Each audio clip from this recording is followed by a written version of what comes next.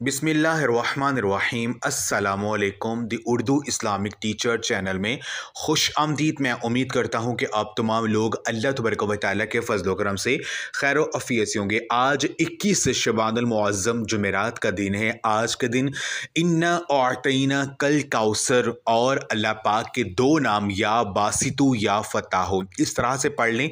इंशाअल्लाह ताला लोग दरवाज़ा खटखटा कर पैसे दे जाएंगे। अगर आपको अर्जेंट पैसों की ज़रूरत है, कहीं से पैसों का बंदोबस्त नहीं हो रहा है, तो इंशाअल्लाह ताला ये अमल करने से फ़ौरन पैसों का इंतज़ाम हो जाएगा।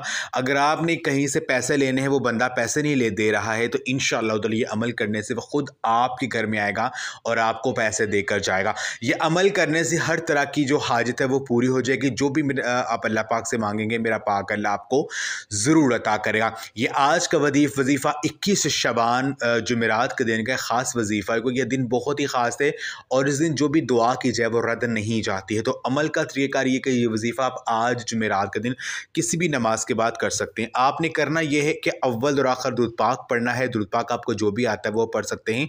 उसके बाद आपने 100 मरतबा यानी 100 टाइम आपने सूरत कौसर पढ़नी है। बिस्मिल्लाहिर्रहमानिर्रहीम इन्ना अअतैना कल कौसर फस्सल्लि लिरब्बिका वन्हर इन्ना शानिया का हुवल अब्तर। आपने 100 मरतबा सूरत कौसर को पढ़ना है।